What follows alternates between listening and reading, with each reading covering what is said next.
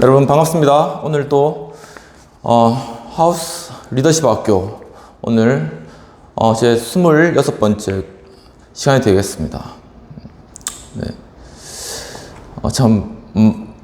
올해 들어와서 처음 맨 첫 주부터 시작했는데 벌써 26번째 주가 되었네요. 그러니까 총 52주 중에 26번째고 이제 6월 말이 되었으니까 딱 절반까지 온 것 같습니다. 지금까지 함께 해주신 여러분 감사드리고 앞으로도 또 끝까지 또 함께 해주셨으면 감사하겠습니다. 리더십 강의 제임스 맥그리거 번스 교수님의 책 리더십 강의라는 책으로 진행하고 있습니다.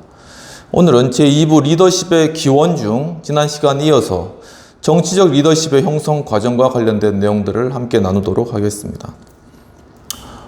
소제목으로는 양심의 배태라는 야심의 배태라는 그런 소제목으로 시작하게 됩니다.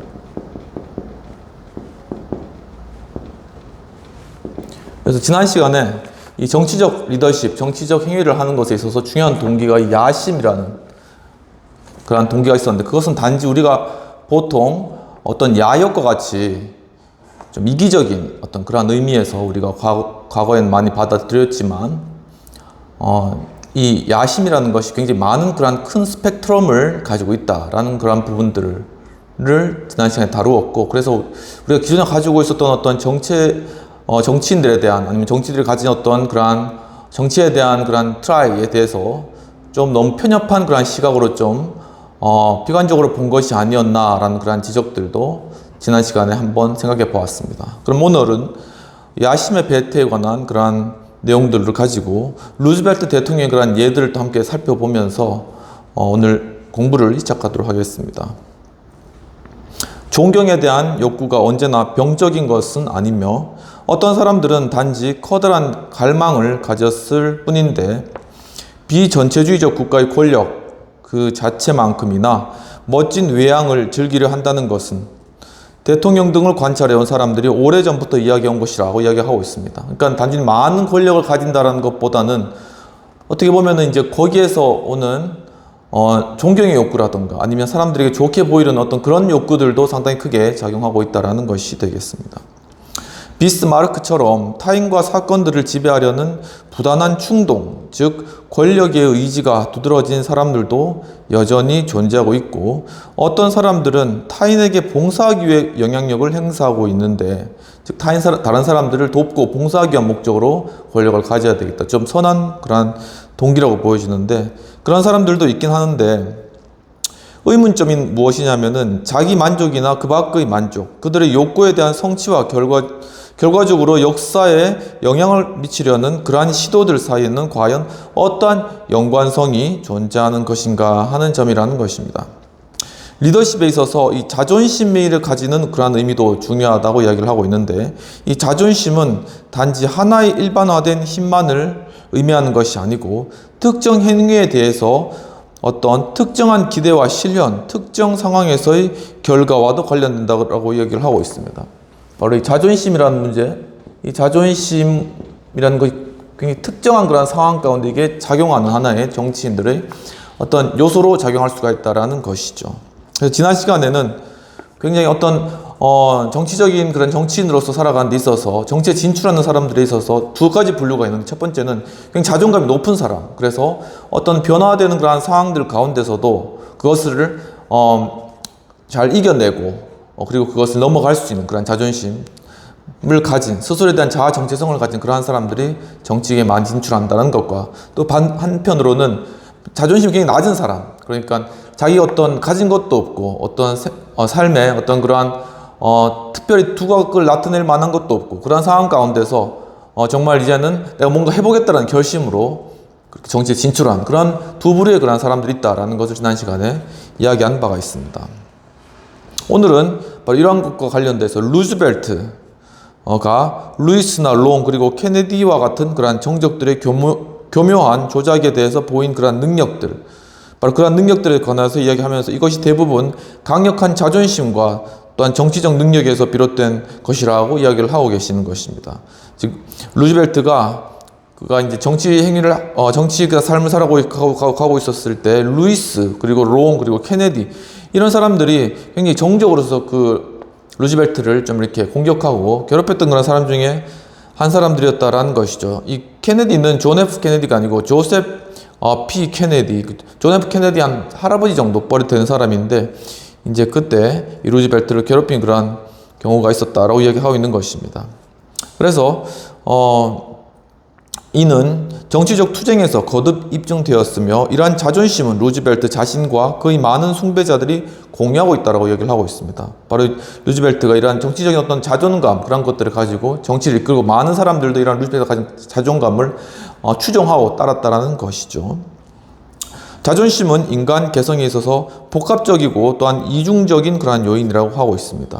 그리고 자존심은 사회적인 맥락에 따라 상이하게 표현이 되었는데, 윌슨의 불만감이 그의 삶의 모든 부분에 영향을 미쳤을 리는 없다라고 이야기를 하고 있습니다. 즉 윌슨은 지난 시간에 또 배웠듯이 우드로 윌슨 같은 경우에는 그 아버지가 어떤 엄격한 그러한 굉장히 나이스한 사람이고 목회자고, 또한 그러한 사람인데 엄격한 규율과 어떤 그런 규칙에 따라서 자라왔던 약간 억압받은 그러한 상황 가운데 어떤 상처를 가진 그러한 인물이었다라는 것이죠. 하지만 그가 또한 다양한 그러한 성취와 성과를 많이 거두면서 미국의 대통령으로 또한 쓰는 그러한 일들이 있었지만, 또한 국제연맹에 미국이 가입하는 것에 실패하는 등 그러한 여러 가지 실패한 그러한 정책들도 있는데, 이러한 것들을 따졌을 때 그의 그냥 정치적 성향이나 아니면 정치적 태도나 아니면 그 당시의 상황만을 놓고 분석하는 것이 아니라, 또한 우드로 윌슨의 어린 시절에 있었던 그의 어떤 마음의 상처라든가 자존감의 문제, 이러한 것들도 함께 고려해서 바로 이러한 리더십을 판단하고, 또한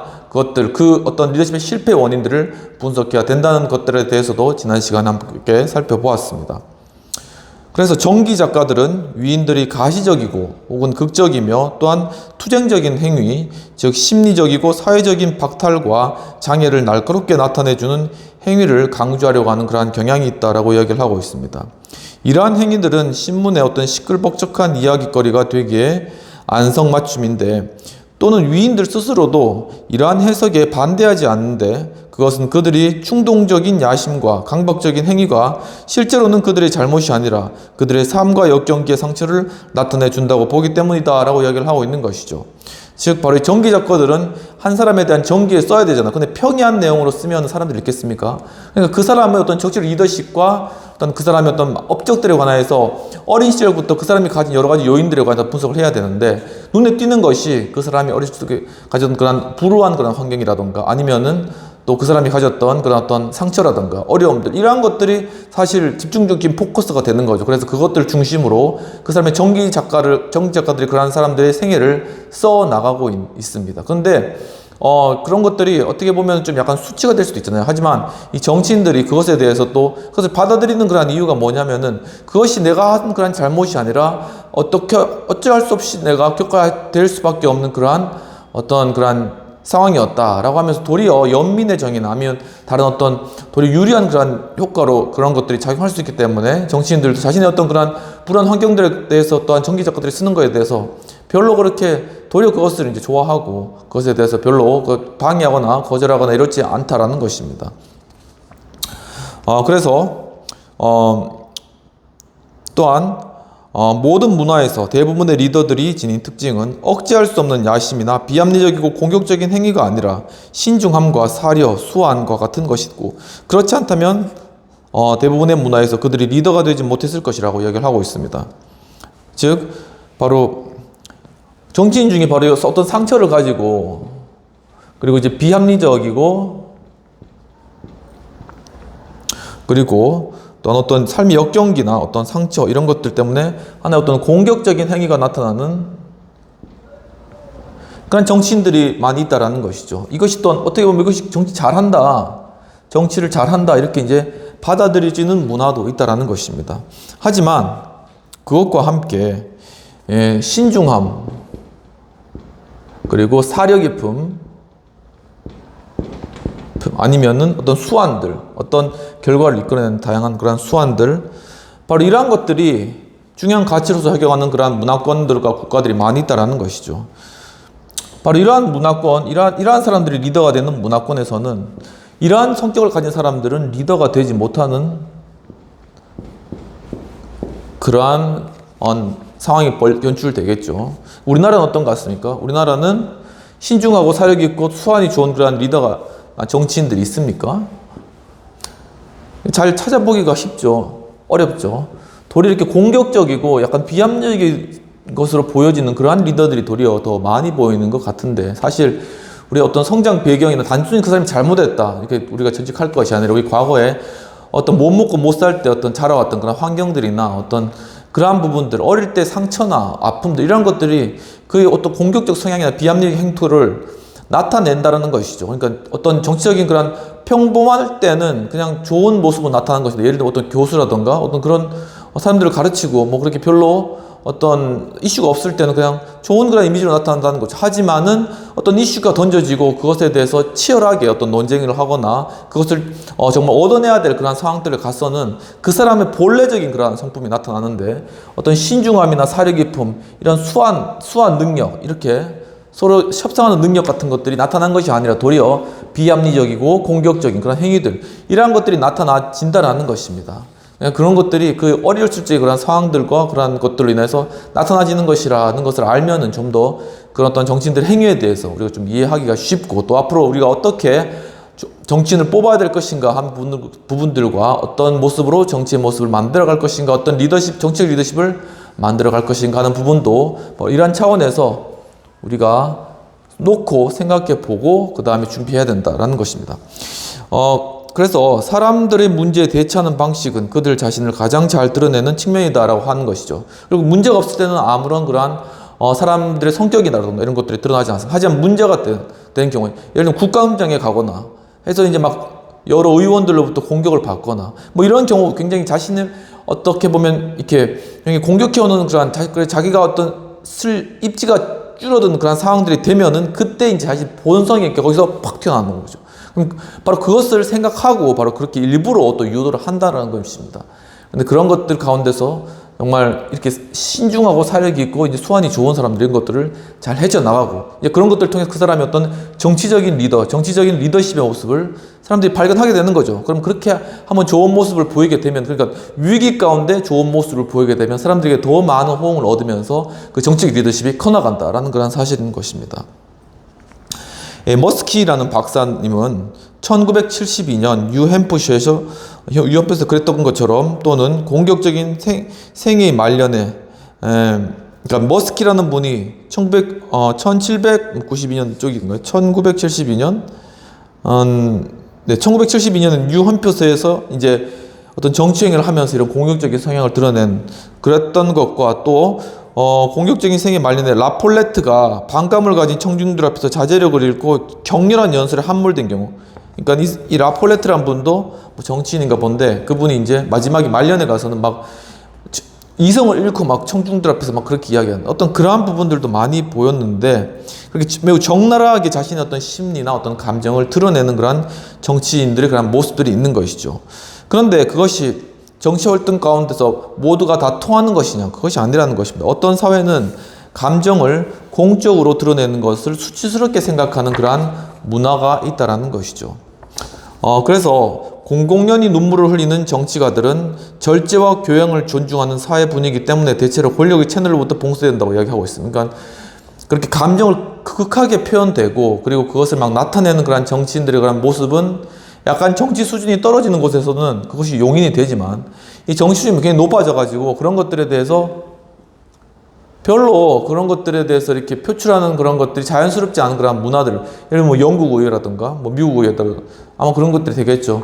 뭐 그런 문화권 가운데서는 막 그렇게 막 콧물을 흘리면서 막 그렇게 감정을 표출하는 식으로 정치 행위를 했던 사람들은 결국은 다 거기서 배제되는 그러한 결과가 된다라는 것이, 어떤 정치 환경과 풍토가 있는가에 대해서 어떻게 대처해야 될 것인가, 정치인들이 어떻게 대처해야 될 것인가라는 결론이 나오고, 한편으로는 바로 그러한 정치 환경과 풍토가 그 정치인들의 성격이나 어떤 그런 행위를 만들어낸다는 것입니다. 그렇기 때문에 어떤 정치인들 행위에 대해서 그것에 비판하고 손가락질만 할 것이 아니라, 그러한 정치인이 그렇게 할 수밖에 없었던 그런 상황들, 여건들을 과연 우리들이 같이 만들어낸 게 아닌가, 우리들의 책임도 일부 있지 않은가라는 것을 스스로 돌아봐야 된다는 것이죠.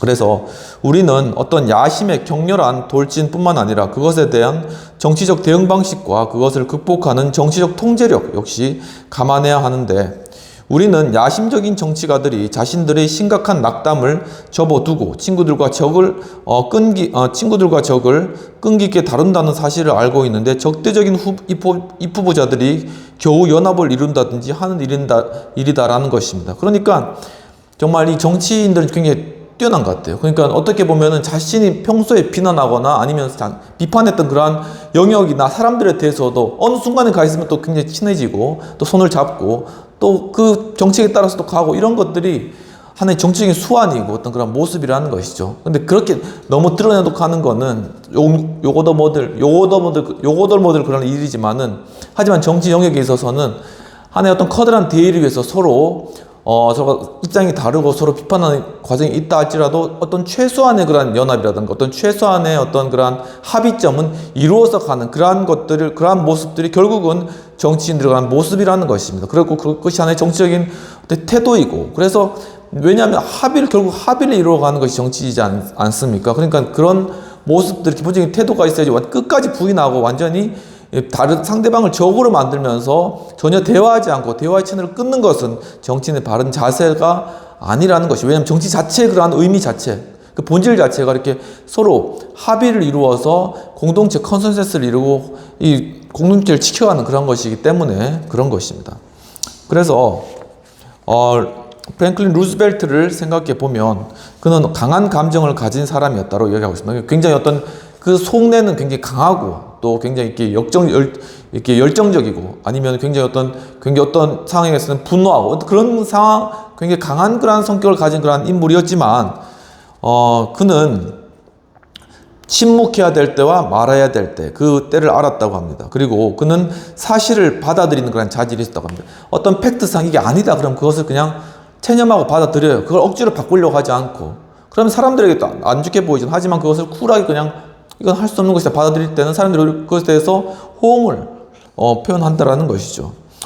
그리고 또한 친구들과 적들의 분위기 및 동기를 뛰어나게 알아차렸다고 하는 것입니다. 그러니까 이 사람이 나의 친구냐, 아니면 이 사람이 결국 적으로 돌아서 할 것이냐, 아니면 어떤 친구라도 그 친구들의 분위기들이 어떠한 것인가, 아니면 자신의 적이라도 이런 분위기에서는 내 의견이 좀 통할 것이다 라는 그런 분위기를 파악하는 것에 굉장히 빠른 민첩한 그런 태도를, 그러한 어떤 능력을 가진 사람이 바로 프랭클린 루즈벨트였다라는 것입니다. 그래서 그는 어떻게 보면 기만하고 어떻게 보면 자신의 감정을 속이는데 굉장히 능숙한 그런 정치인이었죠. 그리고 그는 자신의 훌륭한 어떤 정보망을 통해서 그의 정적들을 따라잡을 수 있는 그런 현실 감각을 가지고 있었습니다. 그래서 그는 어떤 두드러진 그런 정치 활동을 하지 않더라도 자신 다 깔아놓은 그런 연락망들을 통해 가지고 정보를 그런 취급하고 그것을 거둬들이는 굉장히 뛰어났다라는 것입니다. 그래서 그것들을 통하여서 내 반대편에 있는 사람들 어떻게 움직이고 있고 어떤 상황이 있구나, 지금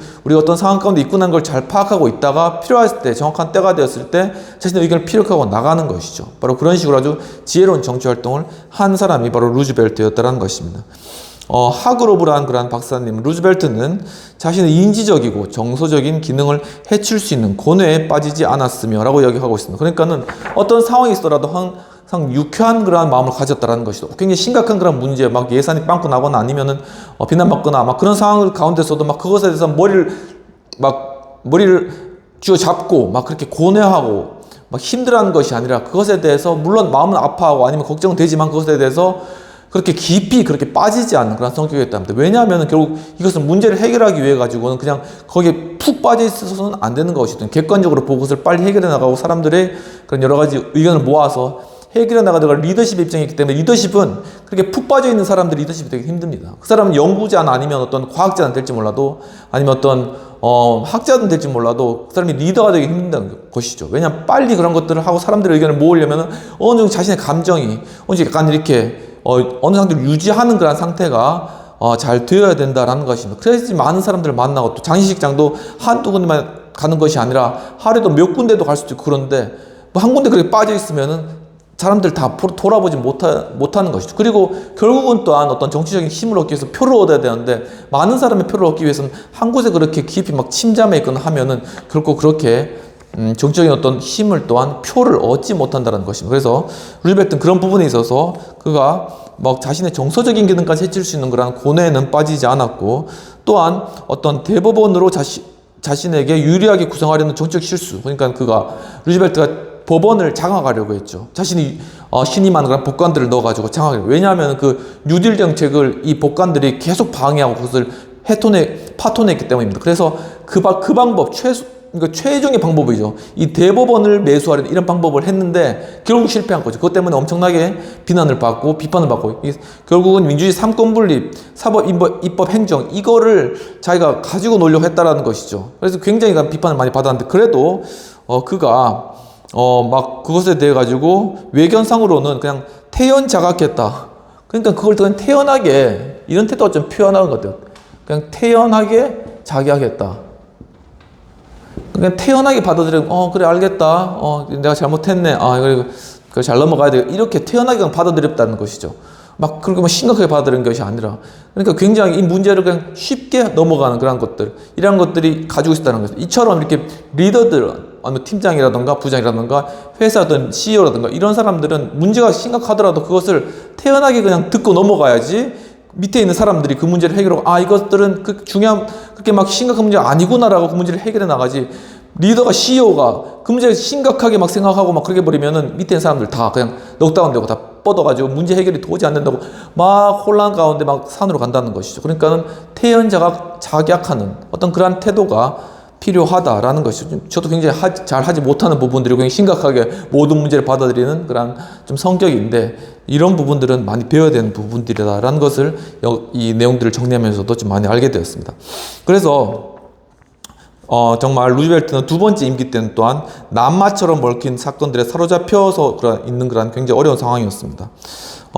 정말 그는 1930년대 불경기 있었죠. 그래서 경제 대공황이 오고 막 사람들 막 굶는 상황들이 막 연출되고, 또 경기 침체를 극복할 수 없는, 자신이 그러한 경기 침체를 알고도 대통령으로도 이게 나라님이 거지를 못 살린다고, 이 대통령 입장에서 이 경제 공황을 해결할 수 있는 그런 능력이 부족한 거예요. 그러니까 자신이 정말 무능력하다고 느낄 수도 있었겠죠. 그리고 어떤 나치, 거기다가 또한 제2차 대전까지 또 터졌습니다. 그래서 나치의 공격이 막 히틀러가 막 쫓아오는 그런 상황이 되는, 이러한 상황 가운데 정말 어떻게 유럽의 공격에 대해서 미국이 어떻게 거기에 대해서 직면할 수 없는 그런 무력감, 이런 문제들을 들고 있었던 것이죠.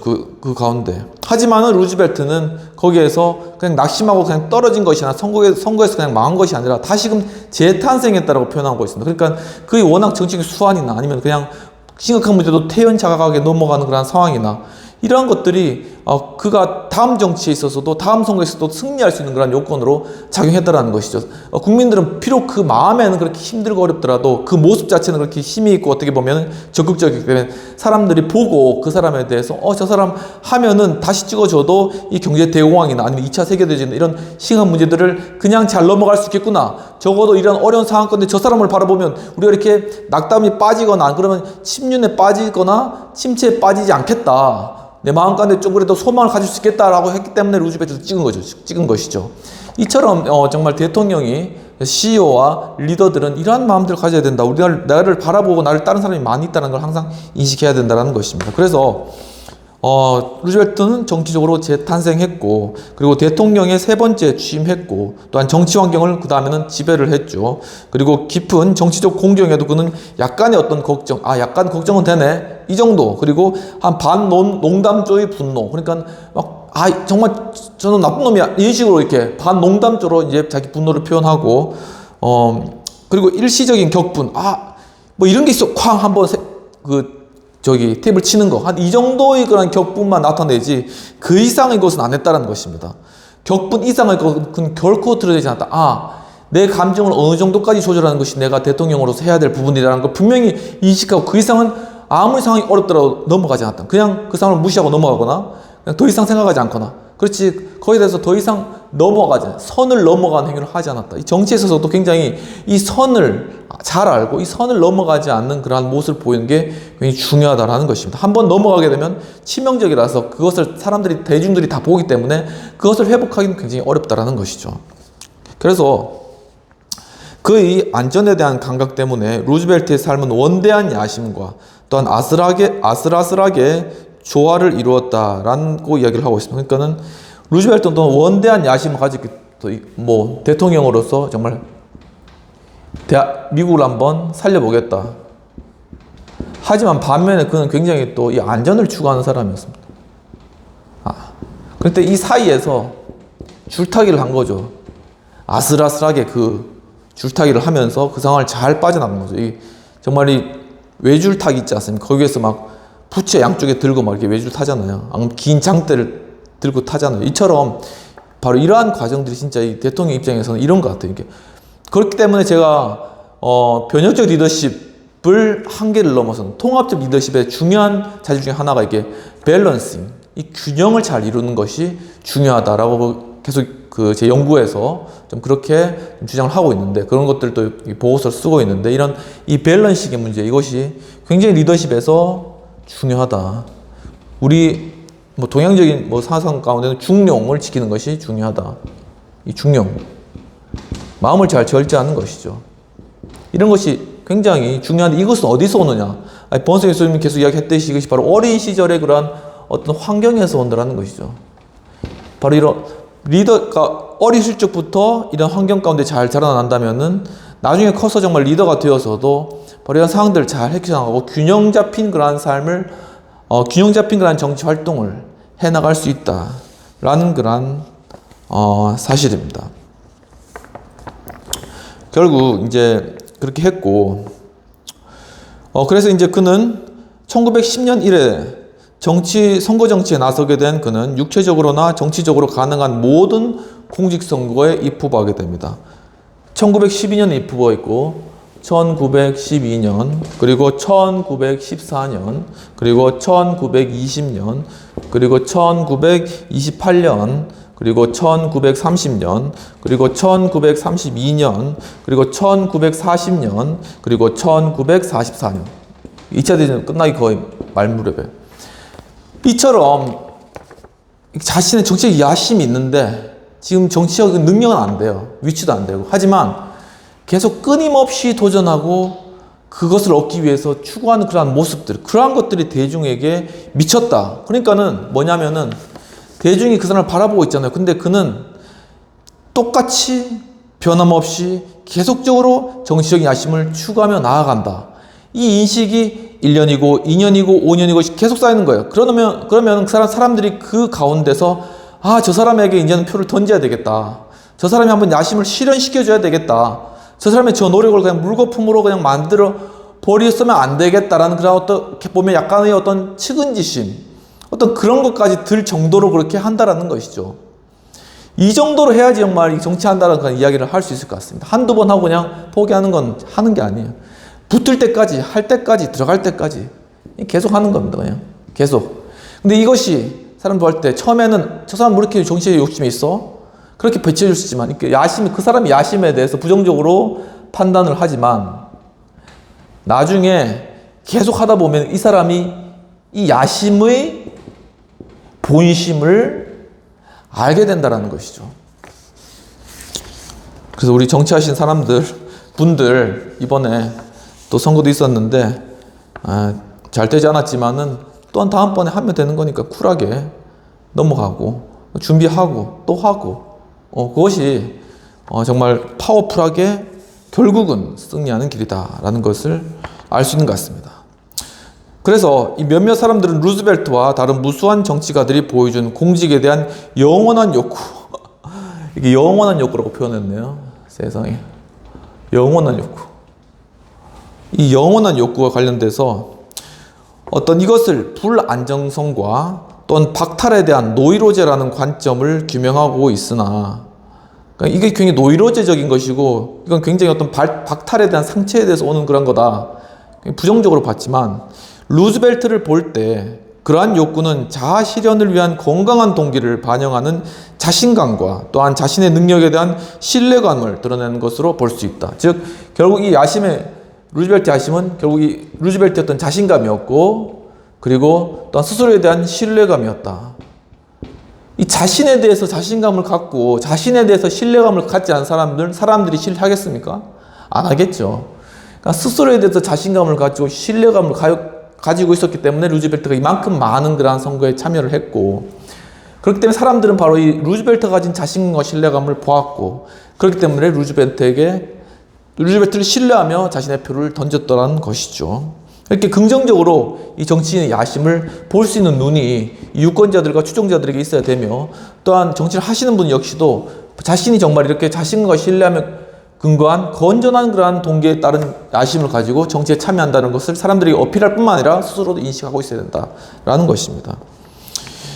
그래서 이제 메슬로의 욕구 단계 이론을 하신 우리 메슬로 교수님, 이 메슬로에 따르면 이 자아 실현, 이렇게 하면서 이렇게 자아 실현을 해나가는 것이죠. 이 자아 실현. 결국 이게 행복의 가장 고차원적인 측면이라는 것이죠. 이 자아 실현은 고차원적인 욕구 중에 복합적인 단계에 속한다라고 하고 있습니다. 가장 고차원적인 그런 욕구에 속하는 것인데, 이 단계는 단순한 생존보다 덜 강제적이고, 이 욕구 중에 막 먹고 사는 거는 일차원적인 거잖아요. 근데 그런 것들보다는 덜 강제적이다. 막 거기에 그 욕구에 따라가지 않는다는 것이죠. 그리고 육체적이며 생리적인 야수의 욕구에 덜 관련돼 있다. 그러니까 막 이렇게 식욕, 성욕, 막 이런 육신적이고 막 야수적인 그런 욕구와는 떨어져 있는 그런 욕구가 바로 이 자아 실현의 욕구라는 것이죠. 그렇기 때문에 굉장히 고차원적인 욕구에 해당된다는 것입니다. 그리고 또한 심리적으로는 보다 건강한 욕구라고 하고 있습니다. 그리고 이 단계는 보다 창조적이고 개인과 전체 사이에 보다 훌륭한 균형을 이루고 있으며 일련의 도전과 과업에 잘 대처하려는 지속적인 노력을 지향하는, 그래서 계속적으로 이렇게 선거에 참여하잖아요. 계속적으로 그러한 노력을 지향하는 경향이 있으며, 이것은 일종의 자아의 잠재적인 성장인 이러한 능동적 자질들을 갖추려는 동기를 나타내고 있다라고 이야기하고 있습니다. 이와 같이 정치인들이 가진 그런 어떤 야망, 어떤 그런 것들을 통한 어떤 동기, 그러한 것들은 그렇게 해서 사신을 하는 그런 모습들 어떻게 보면은 가장 건전하다고도 볼 수가 있다는 거예요.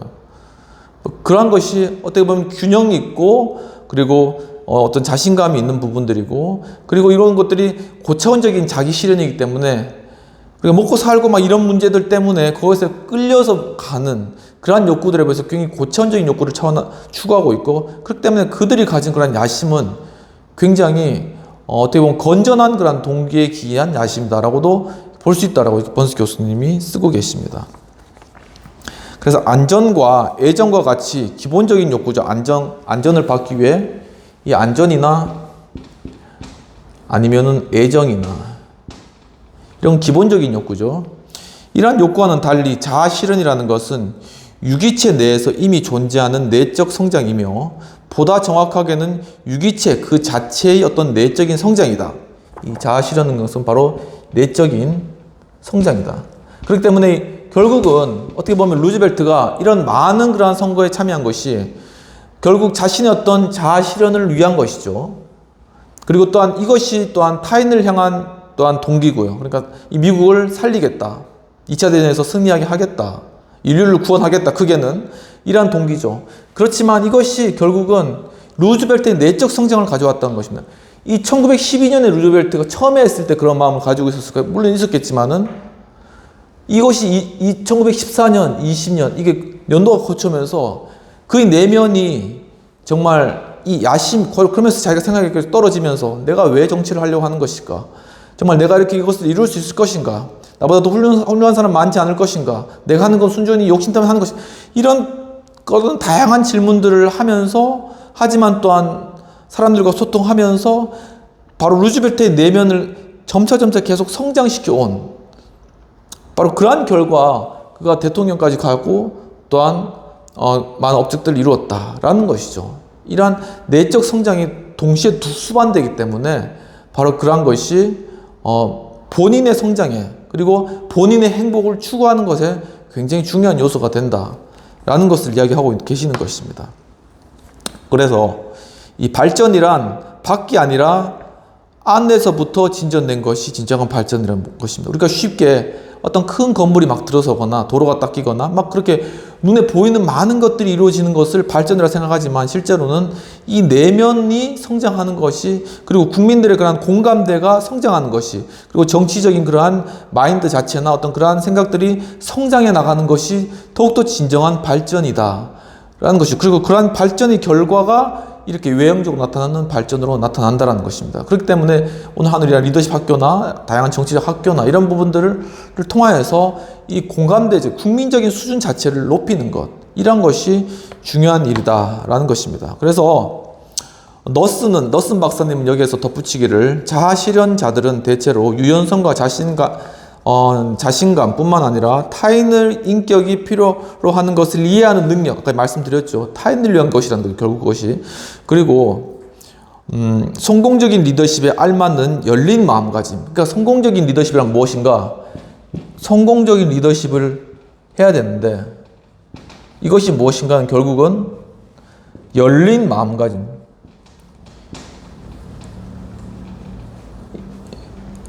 열린 마음가짐이 뭐겠습니까? 사람들이 어떤 이야기를 하든 그것을 받아들이고 일단 생각해보고, 또한 자신의 생각을 자유롭게 이야기를 하고, 그 가운데 소통해 나가면서 마음을 열고 모든 것을 대한다는 것이 열린 마음가짐이죠. 즉 어떤 규범으로서가 아니라 인지적인 의미에서 이 열린 마음가짐을 가지고 있다고 보는 것입니다. 그래서 이러한 종류의 자아실현, 즉 자신을 성장시켜서 완성하려는 욕구, 그리고 자신을 충족시켜 타인들의 필요를 존중하는 욕구는 바로 자기 자신에 대한 어떤 자부심과 자신감을 나타낸다고 합니다. 그러니까 다른 사람들을 이렇게 도와주신 사람은 스스로에 대해서 자신감을 가진 사람이에요. 내가 저 사람을 도와줘도 나도 같이 성장할 수 있다. 그리고 다른 사람 도와주는 것이 잘하는 것이다. 이것이 정말 보람 있는 것이다 라고 생각하는 것이죠. 그래서 화이트 박사님은 자부심 또는 효능감이라는 동기 또는 내적이라고 그것을 주장하셨습니다. 바로 이것이 우리가 앞에서 역사를 바꾸는 리더십, 즉 트랜스포메이셔널 리더십 할 때 중요하게 보았듯이 바로 이게 효능감입니다. 효능감.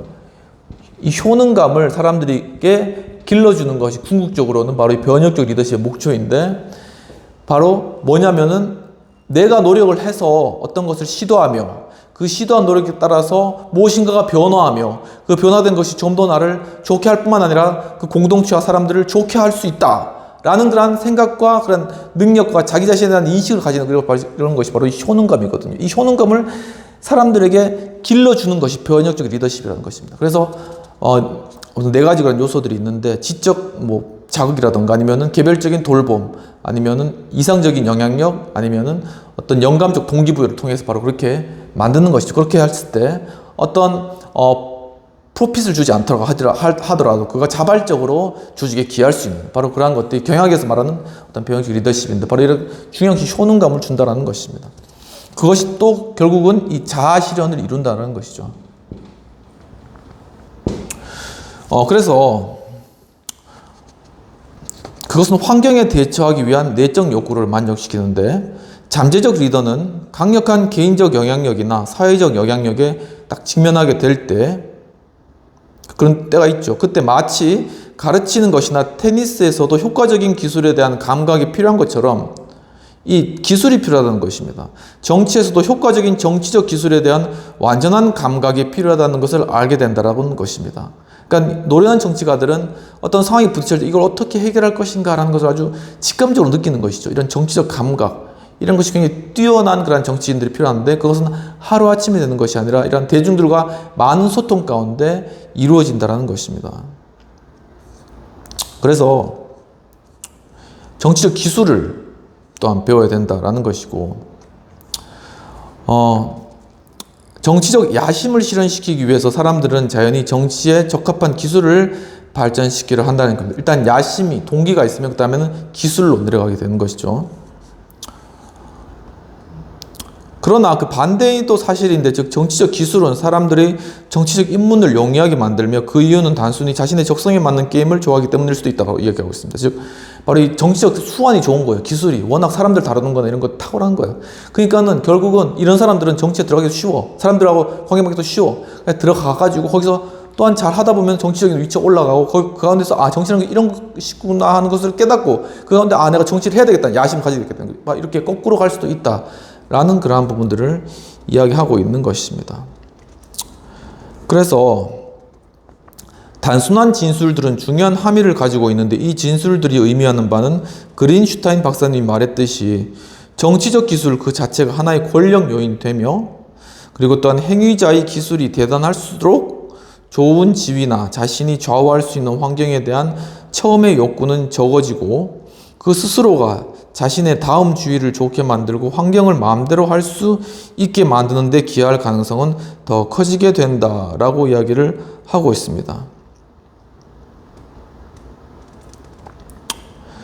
그래서 그것이 의미하는 바는 그렇게 그린슈타인 박사님이 지금 이야기한 것처럼 이야기한 그러한 것이 의미하는 바는 기술들이 불평등하게 배분되고 가르쳐진다고 가정할 때 라스웰이라는 분의 문구대로 계급 투쟁만이 아니라 누가 무엇을 언제 획득하는가에 대한 중대한 영향을 미치는 기술 투쟁이 존재하게 된다. 그러니까 바로 누구든지 이러한 기술을 가지고 싶은데 정책 기술을 가지고 싶거나 뭐 여러 가지 다양한 기술이 있겠죠. 근데 그것이 불평등하게 사람들에게 배분된다는 생각이 있으면은 이 기술을 갖기 위한 투쟁도 이루어진다는 것입니다. 그러니까는 이게 고기 잡는 그러한 법들을 이렇게 가르쳐 주고 있는데 이 고기 잡는 법을 자기 좋아하는 일부 사람들한테만 가르쳐 주고 여기는 배제되는 거예요. 고기 갖다 줄 테니까 먹으라. 그럼 이 사람들은 한시적으로 자기 앞에 있는 고기는 먹을 수 있겠지만 고기를 잡을 수는 없잖아요. 생산 기술을 갖지 못한다는 것입니다. 또 정치를 할 수 있는 그러한 어떤 에빌리티나 아니면 어떤 기술이 없다는 겁니다. 그러면은 여기서 바로 기술 투쟁이라는 것이죠. 즉 바로 그런 것들을 배우고자 그렇게 투쟁하는 바로 그것을 위해서 어떻게 보면 그것이 이제 말로 하는 투쟁 될 수 있겠고 아니면 행동을 하는 투쟁 될 수 있겠고 그렇죠. 그래서 그러한 영향의 본질은 기술이 발휘되는 상황과 기술이 이용되는 목적에 달려 있으며 그러나 모든 리더들이 가져야 할 재능은 자신들의 욕구와 관련하여 추종자들의 욕구를 알아차리는 능력, 리더들이 기본입니다. 이 욕구라는 거, 사람들의 마음의 욕구를 먼저는 알아챌 수 있는 그러한 능력, 이것이 감정이입이고 이것이 바로 리더의 기본적인 자질이다라는 것 계속적으로 말씀드리는 부분이고 그리고 추종자들이 리더들을 따라 보다 완전한 자아 실현을 향하여 나가도록 도움 능력. 결국은 이 효능감을 통해서 자아 실현을 이루도록 리더들이 사람들을 도와줘야 된다. 그 리더십이 진짜 변혁적 리더십이고 그러한 리더십이 되어야 된다. 그리고 그러한 리더십을 가진 정치적 리더십이 되어야 되고 그러한 정치인이 되어야 된다라는 것이 결론이 되겠습니다. 비평 및 토의를 잠깐 보시면은 그래서 필자는 번스 교수님은 루스벨트의 정치 스타일과 모습을 통해 극도의 자제력을 가진 정치인으로서 루스벨트의 모습을 그리고 있으며 이후 정치적 기술이 정치 행위의 필수적인 것을 논리적으로 설명하고 있습니다. 정치적 기술들을 배워나가고 연습하기 위해서 지금 하고 있는 시도들은 과연 무엇일까요? 우리 정치 현실 가운데 아니면 내 스스로라도 정치에 관심이 있다면 어떤 기술들을 과연 내가 준비하고 있을까요? 예를 들면 하우스 리더십 학교를 매주에 한 강의씩 꼬박꼬박 듣는다. 이것도 하나의 그런 중요한 정치적 기술을 배우는 그런 방법이겠죠. 이처럼 어떤 노력들을 하고 있는지 한번 더해보면 좋을 것 같고요. 그리고 그것이 도움을 주었는지, 과연 이 하우스 리더십 학교가 정치를 해나가는 데 도움을 줄 것 같은지, 아니면 도움을 주고 있는지, 아니면 앞으로 도움을 줄 것 같은지, 별 도움이 안 될 것인지도 함께 생각해 볼 수도 있겠죠. 바로 이러한 어떤 정치적 기술을 잘 길러가는 게 중요하다. 왜냐하면 그냥 되는 게 없잖아요. 그냥 선거 때 나가가지고 그래서 그냥 자신의 표 달라고 해가지고 정치인이 되어도 사실 정치하기가 힘들 것이고 그렇게 잘 되기도 힘들고, 그러니까 그렇게 되려면은 체력을 길러야 되고 기술을 길러야 되고 준비가 돼 있어야 되는 것이죠. 항상 준비된 자에게 기회가 오게 되기 마련이잖아요. 그렇다면 평소엔 과연 이 선거가 없을 때는 과연 무엇을 해야 될까? 라는 것이 우리가 생각해보고 또한 김지하게 토의해볼 그러한 주제라는 것이죠. 바로 이런 하우스 리더십 학교도, 하우스 공동체도 바로 이런 것들을 잘 연습하고 또한 그런 것 기술들을 또 배워가는 그런 계기를 좀 많이 있었으면 좋겠습니다. 예, 하우스 카페가 있었을 때는 또 다양한 뭐 7인의 대통령이라든가 아니면 하우스 어셈블리를 통해서 뭐 국민연금에 대해서도 이제 하면서 결국 이런 것들이 하나의 정치 기술을 기르는 것이죠. 그런 것들이 좀 중간에 카페가 문을 닫아서 아직 계속 지속돼서 하지는 못해서 좀 아쉽지만 그래도 시즌2가 있다고 분명히 약속해 주셨기 때문에 기대하고 있습니다. 그래서 그런 것들을 좀 정말 우리 공동체가 함께 계속적으로 해나갈 수 있는 그런 길들을 모색했으면 좋겠다라는 것입니다. 결국 그것이 또한 우리들의 그러한 어떤 정치적 수준을 일으키는 것이고, 또한 그러한 것들이 퍼져나가겠죠. 사람들에게. 또 다들 영향력이 크지 않습니까? 그러니까 그러한 사람들에게 이렇게 다 퍼져나가면은 사람들이 정치적 수준이 함께 올라가는 거예요. 그러면 그렇게 함께 올라가면은 보다 더 자아 실현을 잘 하게 되고, 보다 더 좋은 정치 환경 가운데서 정말 신중하고 사력 있고 수완이 많은 그러한 진정한 정치행을 해나갈 수 있겠죠. 그래서 여기까지 내용을, 루즈벨트에 대한 내용들을 다루었고, 이제 두 번째는 잠재적 리더십에 대해서 좀 살펴보도록 하겠습니다. 그러니까 지금도 이제 향후 20년 후에 대통령이 되실 분들은 지금 이미 다 훈련이 되고 준비가 되고 있는 거예요. 되고 있습니다, 지금. 그렇게 생각하고요. 바로 그러한 준비를 이미 다 시작했고, 또 지금도 하고 있고, 지금 진출해가지고 열심히 하고 있고, 결국은 이제 그분들께서 다 되시지 않겠습니까? 그러니까는 바로 잘 교육받아서 또 잘 준비되어서 정말 기회가 됐을 때 정말 이 나라를 잘 이끌어갈 수 있는 그런 리더들을 만들어내는 것, 그런 것들이 중요하다. 즉, 이 잠재적 리더십을 누가 가지고 있으며, 그리고 그것을 어떻게 하면 잘 끌어낼 수 있을 것인가 하는 것이 중요하다는 것입니다.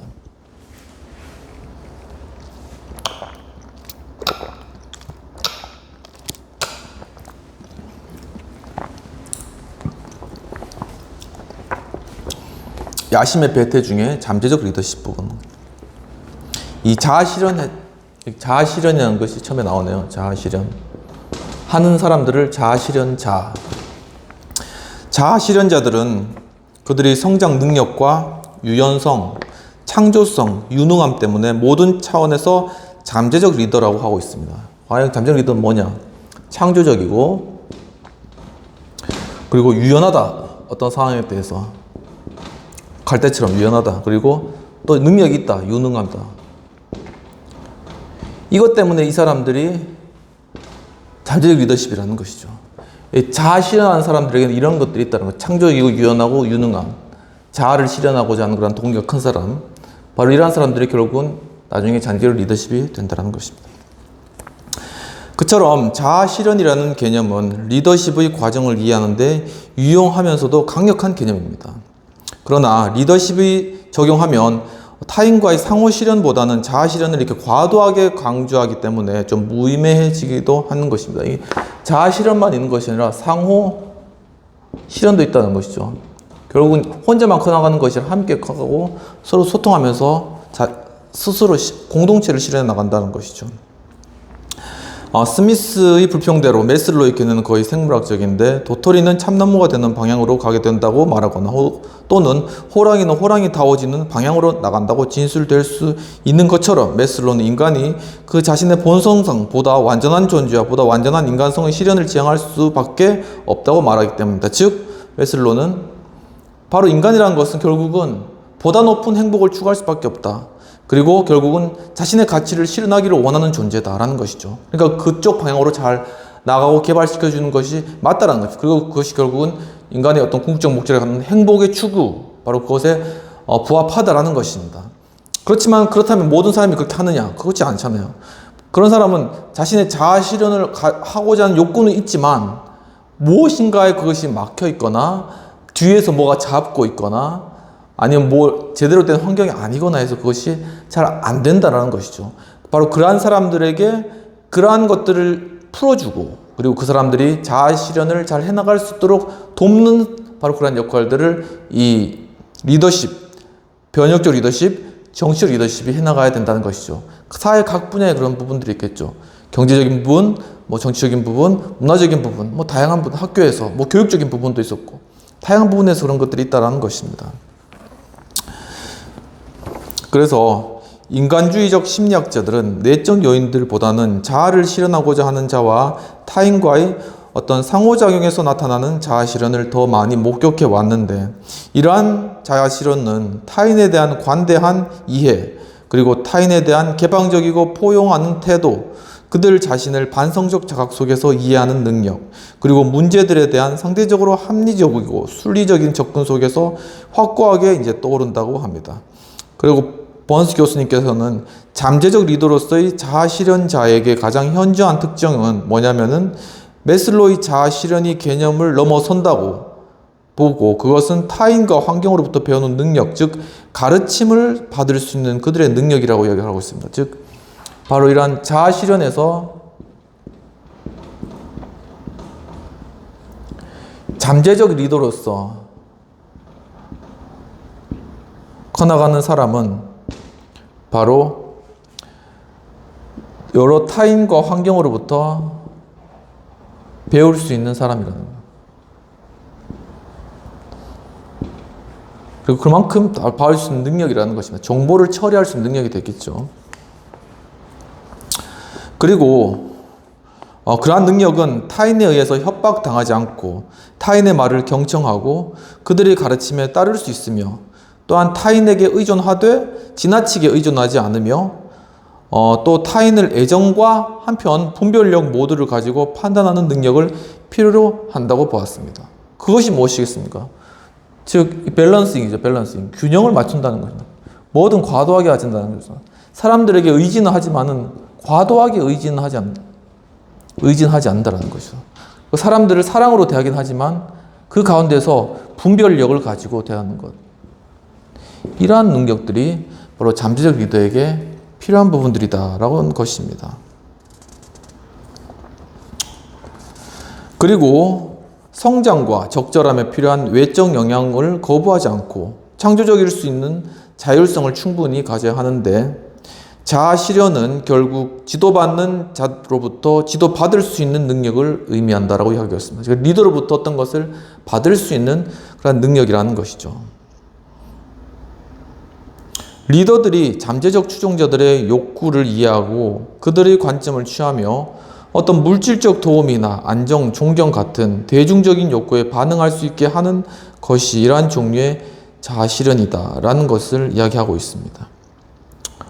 리더들 자신은 지속적으로 자아실현을 거쳐가고 있기 때문에 추종자들과 더불어 부상할 수 있는데, 한 발 앞서 추종자들의 변화된 욕구에 반응함으로써 추종자들이 자아실현으로 나아갈 수 있도록 도울 것이며, 욕구의 표현들이 보다 목적의식적일수록 그것은 사회적으로 인정된 목적 및 집단적 목표 및 가치들과 관련되어 있다고 하는 것입니다. 리더들은 추종자들의 욕구들이 긍정적 희망과 열정으로 변화되도록 도우며, 그렇죠? 참된 리더는 이 추종하는 사람들이 긍정적으로 미래를 바라보고 열정적으로 그것을 변화시키도록 나아가도록 그렇게 돕는 것들. 그리고 또 지도자는 희망을 불러일으키거나 꺾지만 그 희망은 이들 지도자들에 의해 긴밀한 영향을 받지 않는 욕구로부터 떠오른다라고 이야기를 하고 있습니다. 조금 어려운 말인데, 이 개인의 어떤 욕구로부터 발현한 희망이라는 것이 불러일으켜지는데, 이 지도자가 이제 그 희망에 대해서는 뭐 불러일으킬 수도 있고 꺾어버릴 수도 있지만은, 하지만 사실 이 희망이라는 것은 욕구란 것으로부터 나온다라고 이야기를 하는 것입니다. 희망에 대한 정의를 하는데, 기대와 가능성에 대한 믿음을 가지고 장래를 바라보는 것이다 라고 이야기를 하고 있습니다. 좀 써놓으면 좀 더 이해하기가 편할 텐데, 이 희망이라는 것은 중요한 단어가 있죠. 뭐냐면은 어떤 것을 기대한다라는 것과 또한 그것이 가능하다라는 것에 대한 믿음을 가지고 장래를 바라본다라는 것이에요. 그럼 그 장래는 어떻게 되겠습니까? 어떤 것을 기대하는데 그것이 될 것 같아요. 그리고 그러면 그것이 될 수 있다라는 믿음을 가지고, 그래서 앞으로 미래를 바라보면 어떻게 되겠습니까? 미래에 분명한 목표가 생기고 앞으로 달려가는 길이 의욕적이겠죠. 그리고 긍정적이고 삶의 목표가 생기고, 그렇게 되는 것이 바로 이러한 희망이라는 것에 대한 정의라는 것입니다. 바로 이것을 리더십이 추구하는 것이라는 것입니다. 이런 희망은 리더십과 다른 사회적 영향력에 의해서 쉽게 열망으로 고조될 수 있다고 합니다. 희망의 상태에서, 이것은 희망이죠. 바라는 상태. 근데 이것이 열망, 반드시 그것은 해야 된다. 간절히 바라는 열정, 열망으로 이렇게 바뀐다는 것이죠. 왜? 누구에 의해서도? 바로 이 리더십에 의해서 이렇게 이것이 바뀌어질 수 있다는 것입니다. 그래서 이걸 가지고 이 리더십이 좋은 방향으로 이 열정을 이끌 수도 있고, 아니면 열망을 이끌 수도 있고, 아니면은 자신이 원하는 욕심대로 열망을 끌어갈 수도 있고, 히틀러가 그랬죠. 히틀러가. 그렇게 끌어갈 수도 있고. 그렇기 때문에 리더십이 중요하다는 것입니다. 그래서 열망이란 그럼 무엇인가? 뜨겁고 굉장히 일단은 뜨겁다는 것이죠. 그리고 의욕적으로 굉장히 의욕적이라는 것입니다. 하나의 목표를 바라보는 것. 오직 하나의 목표를 향해서 뜨겁고 열정적으로 나아가는 것. 의욕적으로 나아가는 것이 열정이라는 것이죠. 그래서 이 열망의 차원에 대한 연구는 그 차원들이 성공에 대한 기대같이 어떤 보다 주관적인 요인들 뿐만 아니라 리더에 의해서도 영향을 받는다는 사실을 보여준다라고 이야기하고 있습니다. 이게 어떤 사람들의 열망이라는 것은 단순히 어떤 성공을 할 수 있을 거라는 기대, 이런 것들은 하나의 주관적인 거잖아요. 개인이 어떻게 그렇게 느끼도록 하는 어떤 뭐 요인이 있을 수 있겠죠. 하지만 이 열망이 불려진다는 것이 외부에 있는 타인, 즉 리더에 의해서 그것이 또한 영향을 받는다라는 것은 이것이 보다 어떤 객관적인 차원에서 다루어지는 그러한 주제라는 것입니다. 그래서 실천적인 지도자들은 성공에 대한 기대와 같이 보다 주관적인 요인들에서만 아니라 적절한 질문을 제기함으로써 열망의 차원들에 영향을 미친다고 하고 있습니다. 단순히 희망을 주는 것, 기대를 주는 것뿐만 아니라 그것을 열망으로 불러일으키는 것이 바로 리더라는 것입니다. 또한 리더들은 실패와 공포도 이용한다고 했습니다. 그러니까 기대가 크고 열망이 클수록 실패에 대한 두려움이 크잖아요. 그것까지 리더들은 이용해가지고 바로 목표를 추구해 나간다는 것입니다.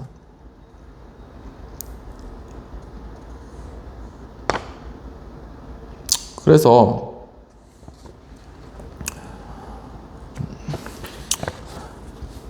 여기 이제 기대라는 것이 나옵니다. 이제 리더들은 이러한 희망과 열망들을 하나의 공인된 기대들로 전환시킬 수 있다. 이런 것들을 하나의 공인된 하나의 어떤 기대, 공인된 기대. 이것은 하나의 한 사람이 바라는 그런 기대가 아니라 그 사회 전체가 이러한 기대를 가지고 있다라는 공인되어진 그런 기대로서 전환시킬 수도 있다. 이것이 결국 또 리더십의 한 역할이에요. 이렇게 이것을 공인된 기대로 전환시키는 것도 리더십이 하는 그런 일이라는 것이죠. 기대는 희망과 열망보다 더 심리적이고 정치적인 힘을 가지고 있는데, 기대는 보다 목적의식적이고 초점이 있으며 그 기대에는 정서가 실려 있다고 합니다. 이 정서는 개인적인 차원에서 정서면은 그렇게 큰 영향이 없겠지만, 이 집단적인 차원에서 집단의 정서로서 이제 작용하게 된다면 굉장히 큰 힘을 가지고 있는 것이죠. 기대는 보다 구체적이고 명료한 목표를 향하고 있으며 보다 큰 전통성을 가지고 있는 듯이 보이며, 사람들은 권리상 자기들이 소유할 것을 기대하지만, 그렇죠. 이제 거의 여기서는 이제 이게 되면은 이것을 소유하는 것은 나의 권리라고 이제 생각하게 됩니다. 당연히 내가 받아야 될 거야, 이거는. 권리라고 생각. 그런데 만약에 사람들이 권리상 자기들이 소유할 것으로 기대하지만 그렇지 못할 때는 바로 여기서 큰 분노가, 사람들 가운데 분노가 일어나는 거죠. 바로 분노를 일으키기 위해서 이 과정들을 일부러 만드는 그런, 조작해내는 그런 것들을 우리는 우리 현실 가운데나 역사적 상황 가운데 많이 보았습니다.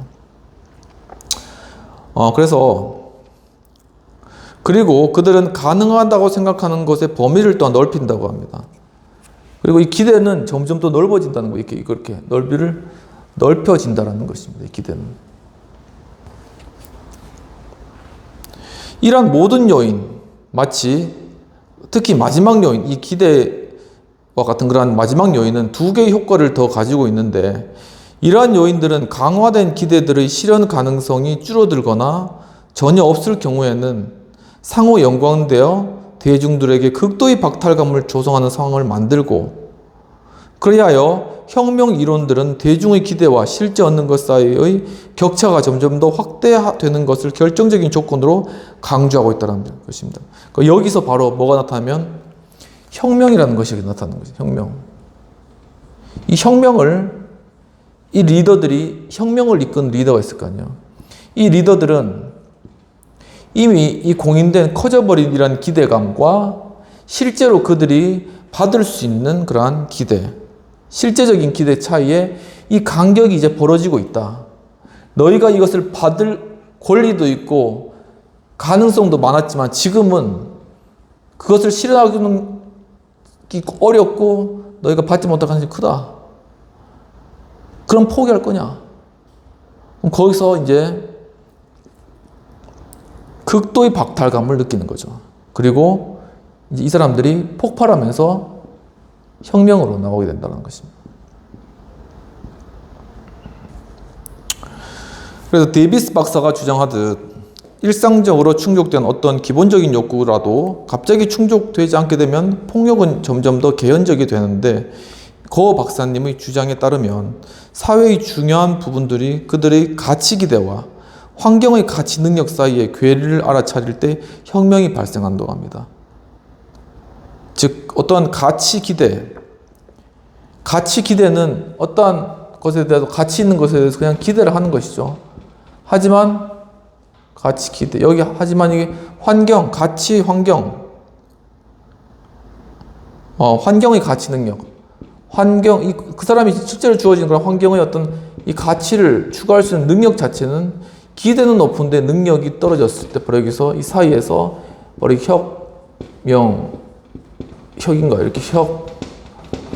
혁명이죠. 이렇게 혁명이 일어나게 된다 라는 것입니다. 기대들은 리더들이 필요하고 바람직한 가치가 있으면 그리고 가능하다고 제시하는 것에 대해서 밀접한 영향력을 받는다고 이야기하고 있습니다. 즉 가치라는 하나의 어떤 우리가 추구해야 될 것이잖아요. 그러니까 정당성이라는 것입니다. 그러니까 예를 들면 자유와 평등 이런 것들. 근데 이런 것들에 대해서는 당연하게 기대를 가지는 게 맞는데, 이것이 환경적으로 되지 않았을 때는 당연히 가운데 그것을 이루고자 혁명이 당위성적으로 이루어지게 되는 것이, 그것이 정의고 공의라고 생각하는 것입니다. 그럼 그냥 밀고 나가는 거죠, 그쪽으로.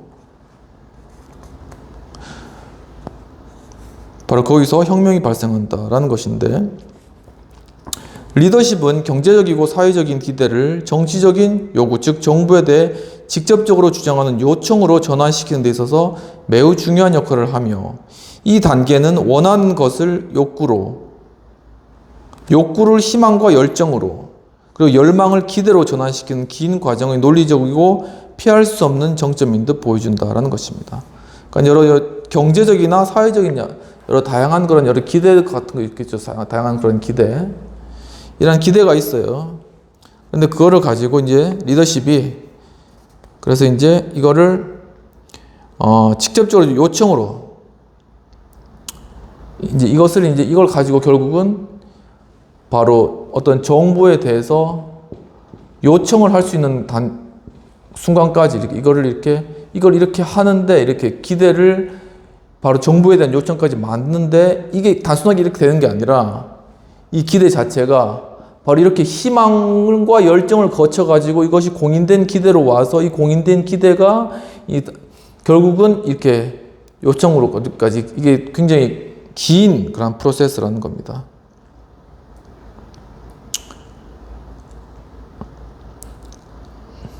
그래서 이 논리적이고 피할 수 없는 그런 정점인 듯이 보여준다라고 이야기하고, 그들은 욕구가 진정 정부에 의해서는 해결될 수 없는 것으로 규정할 수도 있는데, 욕구가 통치자들, 특히 관료들이 자신들의 욕구를 같은 방식으로 알아차리지 못할 때만 비로소 정부와 관련된 것으로 이해하게 된다는 것이죠. 그래서 이와 관련해서 수많은 어떤 라틴 아메리카의 도시들의 떠돌이 빈민에게 대한 어떤 연구를 하였는데, 그들 나라의 중간계급 정도의 기준에 따르면 이들은 명백하게 좋은 주거지를 획득하고 그리고 가정에서 수돗물을 공급받는 것 그리고 불법적으로 전기를 얻는 많은 사람들에게 합법적이고 믿을 만한 전기를 공급하는 것 등 생활 조건을 개선하는 것이 그들의 욕구다라고 이제 그렇게 보여지는데 멕시코의 떠돌이 빈민 중 10중 8구는 생활 조건 개선을 자신들의 이게 중요한 관심사로 여기지 않았다는 것이죠. 바로 이러한 문제를 해결하는 것이 내 관심사가 아니다. 거의 반 이상이 경제적인 상황의 개선이나 안정적인 직업을 얻는 것에 더 관심이 있었다고 합니다. 당장 이런 것들이 불편하더라도 이런 것보다는 내 좋은 직장된 안정된 직업 아니면은 뭐 그러한 여러 경제적 상황 개선 이런 것들을 더 원했다는 것입니다. 그래서 사람들이 정부에 요구하는 내용은 리더십에 따라서 다양한 방식으로 영향을 받을 것이고 또한 기초적 단위의 리더인 교사나 목사 아니면 공동체의 활동가들은 관찰자의 객관적인 욕구와는 달리 그들 자신의 욕구들에 대한 사람들의 인식에 깊은 영향을 미칠 것이다 라고 하는 것입니다. 그러니까 스스로 어떤 욕구가 있는데 그게 사람들에게도 있는가 이렇게 하면서 거기에 또 영향을 미친다는 것이죠. 그리고 정치적 활동가들이나 꾼들, 이 정치꾼들이라고 많이 얘기하잖아요. 그런 꾼들은 다른 요구들은 배제한 채 활동가들과 꾼들의 야심과 이념에 따라서 어떤 특정한 요구들이 배후에서 지지를 동원하고 다양한 방식과 다양한 목적으로 정부 안에서 압력으로 전환될 수 있는 지지를 주도적으로 조직할 것이라고 하고 있습니다. 그러니까 방향이 이미 있는 거예요. 이 정치꾼들은 이미 이 방향으로 가가지고 누구에게 자신의 정치적 욕구를 어떻게 하면 이룰 수 있을까 생각하면서 이런 특정 분야에서 어떻게 해야 되겠다 하고 그것을 여론몰이를 해가지고 그렇게 만들어낸다는 것입니다. 그래서 이 리더들은 추종자들 사이에 지지를 다루면서 자신들끼리 또 경쟁하는 일이 발생할 것이고 추종자들의 바람과 욕구는 정권에 지지하거나 반대하는 형태로 나타나겠죠. 지금도 마찬가지죠. 그리고 개혁주의적 행동이나 혁명적 행동으로 동원되거나 방향지어질 수 있는 것들이다. 즉 바로 그런 것들이 어떻게 만족이 되지 않았을 때는 어떤 개혁주의적 행동이 나오거나 아니면 혁명까지도 그렇게 이루어지는 것들을 우리 역사 가운데도 많이 보았습니다. 그래서 어떤 떠오른 바람이나 욕구들, 상향화된 열망과 기대들, 그리고 강력한 지지를 받는 요구들이나 좌절된 기대들이나 거부된 요구들 등 이 모든 것들이 바로 정치적 리더십이 다루어야 할 소재이다라는 것이죠. 어떤 형태가 되는 것이 욕구의 그런 어떤 공식화된 욕구이든 아니면 사장된 욕구이든 이런 욕구를 잘 다루어내는 것. 사람들이 공통적으로 가지고 있는 그런 기대나 바람, 공식화되는 것, 공식화된 기대와 바람, 이런 것들을 잘 다루고 그것을 정부에 요구하거나 아니면 그런 것들을 좋은 방향으로 나아갈 수 있게 하거나 이것이 바로 정치적 리더십이다 라는 것입니다. 그런 의미에서 항상 대중들을 향해야 되고 그들의 필요가 무엇인지를 통해서 정책을 계속 입안해 나가고 그것들을 해 나가야 되잖아요.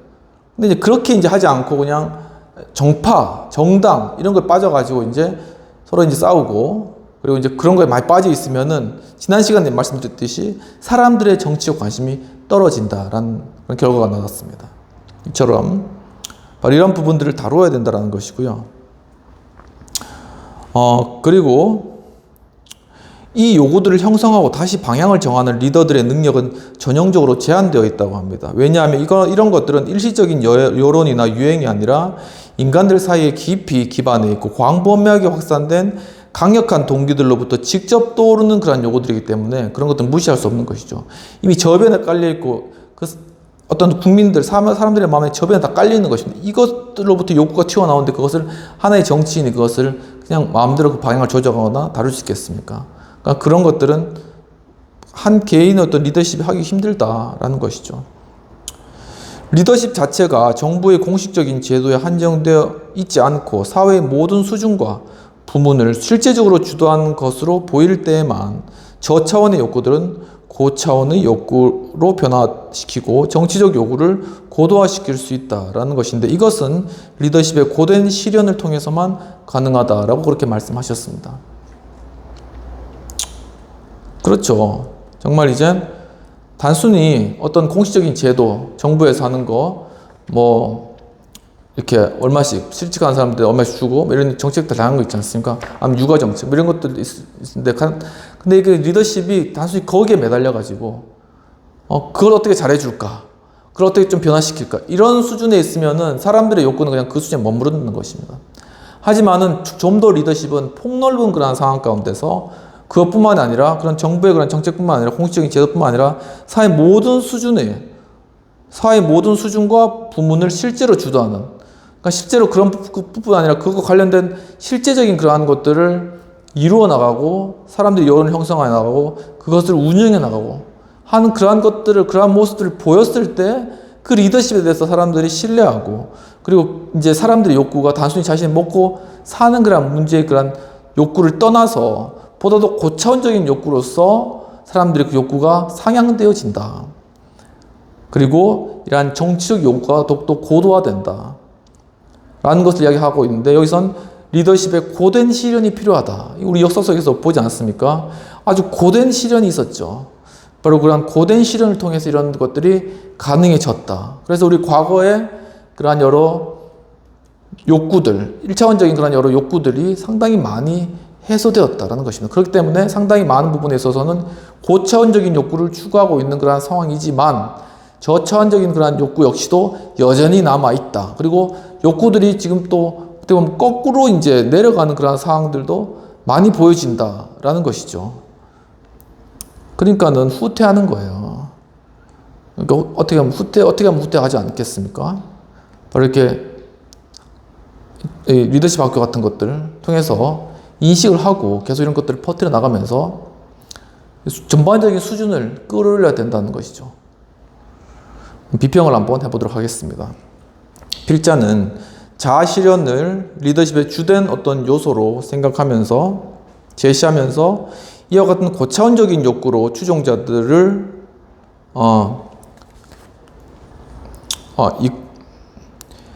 이끄는 것, 추종자들을 고차원적인 차원으로 이끄는 것이 정치적 리더십의 중요한 과제다라고 이렇게 제시를 하고 있습니다. 그리고 그 이유는 뭐냐 하면은 추종자들의 욕구가 기대로 발전되어지고 가고 결국 정부에 대해 요구하는 수준까지 이르기 위해서는 정치적 리더십이 필수이기 때문이라고 보았습니다. 이러한 의미에서 번스 교수님은 인간의 심리적 욕구의 측면을 사회적 욕구로 이끌어내는 중요한 역할이 리더십이라는 리더십의 본래적 의미를 밝힌 점에서 매우 통찰적 의견을 제시하였다고 보여집니다. 그러니까 좀 리더십은 과연 무엇인가라는 것을 깊이 연구하셨겠죠. 그리고 또한 구체적으로 정치적 리더십이 과연 무엇인가.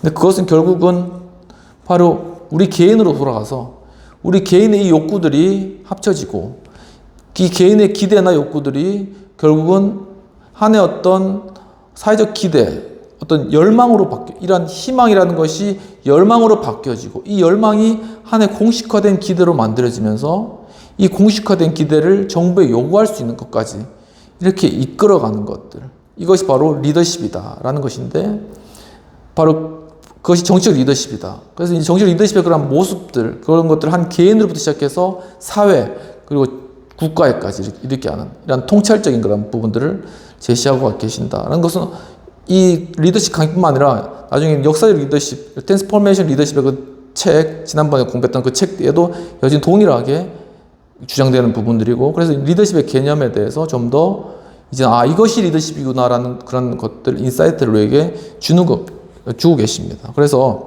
번스 교수님이 중요하게 생각한 저차원적인 욕구에서 고차원적인 욕구와 관련하여서 우리 사회의 욕구의 수준은 어느 단계에 있다고 보여지는가 말씀드렸죠. 막 고차원적인 수준 올라가려고 하다가 역시 저차원 수준으로 남아있는 상태 다시 거꾸로 떨어지려고 하는 것 같다는 생각이 좀 드는 것입니다.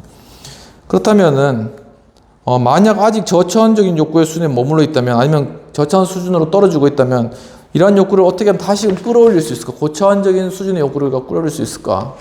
라는 것이죠. 그러니까 메슬로이라는 단기 이론처럼 과연 어떻게 하면 그런 것들이 가능할까? 어떻게 하면 선진국의 어떤 그런 모습들 우리가 좀 더 따라갈 수 있을까? 좀 함께 진지하게 생각해 볼 그런 문제고, 특히 지금 우리의 그런 시대에 또 절실한 그런 질문이 아닐까 싶습니다. 그럼 제 세 번째로는 정치적 기회의 구조라는 그런 부분들, 이제는 어떤 정치적 리더십의 어떤 형성 과정 중에 개방과 폐쇄라는 그런 제목으로 정치적 기회 구조에 관한 그런 내용들을 살펴보도록 하겠습니다.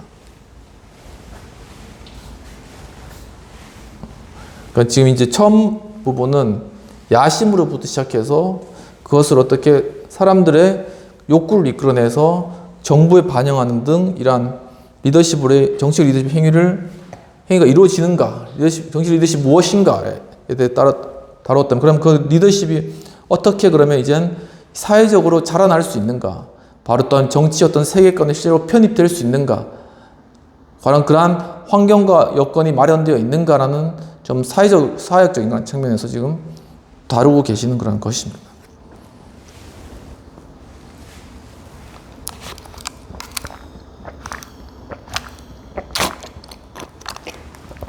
네. 정치적 리더십의 형성 과정. 정치적 리더십의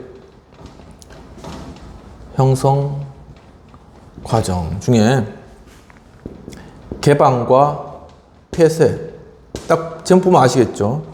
그러면서 정치적 기회의 구조. 과연 우리 정치적 기회의 구조는 이렇게 올라갈 수 있는 그런 상황들이 있는가라는 것입니다.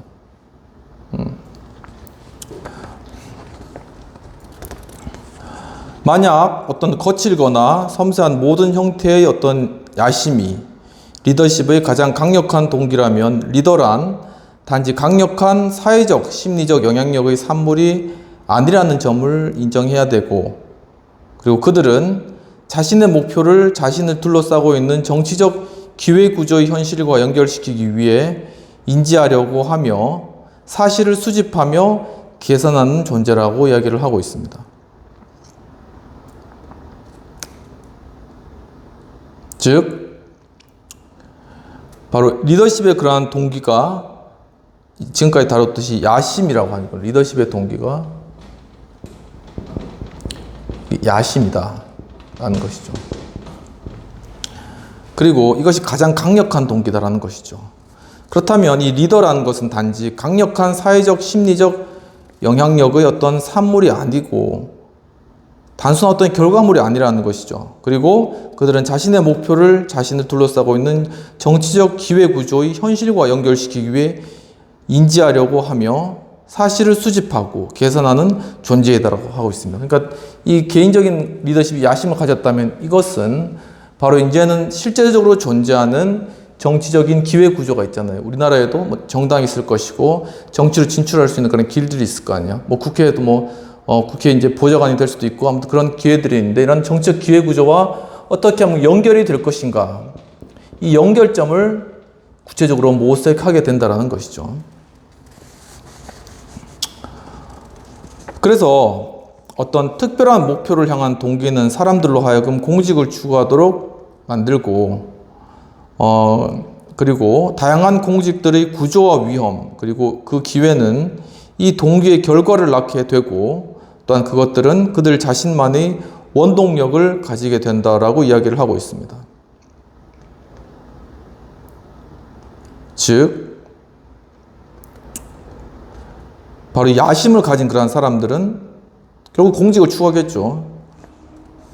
예를 들면 이제 검사의 위치가 있지 않습니까? 그렇다면은 물론 이제 그 검사의 직에 관해서도 관심 있는 분들이 있겠지만은, 또한 그걸 통해서 또 이렇게 정치를, 이 사회를 바꿔보겠다는 그런 하나의 어떤 디딤돌로 생각하는 분들도 상당히 있다. 왜냐하면 제가 이제 재수할 때도 한 친구가 이제 자기는 이제 내 법대를 가야 되겠다. 재수하도 이제 재수학원이었으니까는 해서 삼수해서라도 거기 가야 되겠다. 그런 생각을 가지고 있었어요. 그러면서 이제 그 꿈이 뭐냐? 대통령이라는 것이죠. 대통령이 되기 위해 가지고는 이제 그런 절차를 밟고 또 이제 합격해가지고 이제 공직에 있다가 가야 된다. 이미 이게 정치적 목표가 선 겁니다. 그러니까 그걸 다 디딤돌을 준비하는 것이죠. 그러니까 그에 대해서 별 생각이 없었는데, 그때 이제 영어 시간이었는데 굉장히 칭찬해 주더라고요. 그러니까 지금 생각해보면 정말 칭찬받을 일이다라는 생각이 들었습니다. 물론 그 친구는 갔죠. 그래서 어디서 이제 아마 또 준비하고 있을지 모르겠습니다. 근데 이와 같이 바로 그런 공직을 추구하고 다양한 공직들의 또 구조와 위험이 있을 거고, 그리고 그 기회는 이 동기들이 동기의 결과를 낳게 되고, 그것들은 그들 자신만의 또한 원동력을 가지게 된다라는 것입니다. 그래서 구조와 어떤 동학은 이러한 구조적인 것, 아까 전에 정치적 기회의 구조와 같은 것은 다양하게 나타나는데, 회교국가에서는 소수 왕족 이외의 사람들은 공식적인 정치 리더십에서 배제된다고 보아야 한다고 하고 있습니다. 즉 이미 정치적 리더십 할 수 있는 사람 정해져 있는 거예요. 왕실 몇 사람, 이런 식으로 폐쇄적인 그런, 거기서는 이렇게 폐쇄된 그러한 구조에 해당되는 것이죠. 그리고 또한 왕족 이외의 사람들이 희망할 수 있는 정치적 지위는 하위 관료 정도만 하위 관료만 조금 하지. 위로 올라갈수록 이제 그 길은 다 막혀 있다라는 것이죠. 일당 체제에서의 기회는 공식적이고 제한적인 승진 라인을 따라 길이 나 있겠지만, 그 일당은 다양한 접근점을 또한 제공할 수 있고, 발전 도상국에서는 군부가 정치적 승진을 위해 좋은 기회를 제공할 것이다. 우리도 비슷한 상황이었죠. 그래서 전에는 이제 정치를 좀 가려고 했을 때 상당히 이제 군을 통해서 가는 경우가 상당히 많았다라는 것들, 이미 그게 우리뿐만 아니라 일반적인 그러한 과정 가운데 다 있는 것이라는 것입니다. 그리고 이제 보다 다원주의적 사회에서는 그 접근 통로가 복잡하고 또한 비정치적인 일일 것인데, 어떤 기업이나 노조, 어떤 종교 조직, 아니면 전문 집단 등으로부터 정치판으로 수평 이동이 할 가능성이 존재한다. 이제는 굉장히 굉장히 다양한 영역, 노조도 있고, 뭐 종교도 있고, 요즘 종교 많이 있지 않습니까? 또 여기 뭐 다양한 그런 정치 정계, 여기서 다 수평 이동으로 이제 그 정치권으로 다 이제 들어오게 된다, 차출된다라는 것이죠. 정치적 개폐 구조는 시간이 지남에 따라 굉장히 느리게 변화하며, 보면 1832년에 제1차 선거법 개정 이후에 영국에 제한된 경로와 19세기 말 중산계급의 입후보자에게 주어진 기회를 이제 비교를 해보고, 선거권의 부여가 확대되고 강력한 노동운동이 부상한 이후에 노동조합들에게 주어진 개방을 이러한 사실들과 비교해보면 알 수 있다고 이야기를 하고 있습니다. 점차적으로 이게 개방이 점차적으로 이루어졌다. 그리고 노조에서도 있어서도 노동조합이 굉장히 커지면서 정치적 권력으로 들어가게 되는 이런 과정들이 아주 점차적으로 이루어지고 있다는 것입니다. 우리는 단순한 양극적 선택 구조를 가지고 시작할 수 있는데, 제도화되고 잘 변하지 않는 정치적 공직의 구조와 직면하면 출세지향적인 사람들은 자신이 추구하는 특정 정치적 경력에 대해 보다 유연한 입장을 따르며, 그들의 야심이 아무리 강렬하고 하여도 그들은 가능한 접근점과 승진 채널의 관점에서 자신들의 기회를 계산할 것이다 라고 이야기를 하고 있습니다. 그러니까 이미 딱 가는 길이 정해져 있는 거예요. 그러면은 이 정치를 하려는 사람들이 다양한 그런 어떤 가능성과 기회를 가지고 있더라도 일단은 그 길에 맞춰야 되는 거죠. 그러니까 일단 이제 그 길로 가야 된다는 것입니다. 그러니까 어떻게 하면 그 길을 갈 수 있을까라고 생각한다는 것이죠. 이러한 일은 간단해 보이지만 사실은 복잡하고 함정으로 가득 차 있는데, 왜냐하면 정치적 공직이란 자동 생산 라인을 통해 채워지는 수동적인 그릇 같은 것이 아니며, 이 공직들은 그 자리를 차지한 사람들 등으로부터 어떤 기대를 불러일으키거나 감소시키기 때문에 그 자리들은 그 자신만이 가진 특정한 종류의 삶을 포함하고 있다고 하고 있습니다.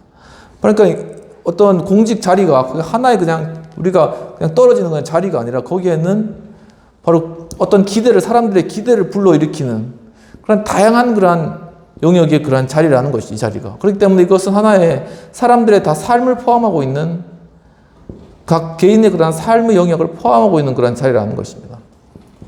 단순히 그 자리 하나만 봐야 되는 것이 아니라 이것과 관련된 이런 삶들이 여기 있다는 것이죠. 그래서 이 지위들은 다른 공직을 차지하기 위한 징검다리로서 역할을 하기도 하고, 아니면 정치 권력을 마비시키기도 하며, 아니면 그 경력을 파괴하기조차도 한다고 이야기하고 있습니다. 그러면서 영국 의회 같은 경우에는 변화하는 사회 환경으로부터 부상하는 초기 정치 지도자들이 야심에 반응하면서 또한 여러 세기에 걸쳐 하나의 구조와 영속성을 보존하였는데, 거대하고도 느린 영국의 정치적 삶의 흐름 속에서 의회는 정치적 야심의 초점으로서, 그리고 질서 잡힌 정치적 진전의 수단으로서 기능해왔다. 그러니까 이 정치를 하고자 하는 사람은 이 하원의원으로 들어가서 그 정치를 시작하는 것이 영국의 정치 구조였다는 것입니다. 이제 그리고 질서 잡힌 정치적 진전의 수단으로서 기능해왔습니다. 그래서 네이미어와 같은 분이 박사님이 쓰고 있듯이 국가를 구성하는 계급 중 영국의 젊은이들과 어른들의 꿈은 여러 세기 동안 바뀌지 않았는데 그 꿈은 하원에 고정된 채 초점이 맞춰져 있다고 합니다. 그래서 하원은 싸움과 돌진 그리고 지배를 위한 정교하고 사회화된 영역이다라고 하였습니다. 그래서 의회 밖에 있다는 것은 세계 밖에 있다는 의미인데, 의원직은 정치적 야심이 활동할 수 있는 통로로 확립되었고, 직위를 차지하기 위한 그들의 힘이 어떤 것이든 의회에서는 지위는 보호되어야 하였습니다. 그 지위는 위신이나 수입을 위해, 심지어 채권자를 피하기 위해 그 자체로도 쓸모 있지만 대개 상원, 행정부의 명예직 또는 군사위원회에 진출하기 위한 디딤돌 역할을 하였습니다.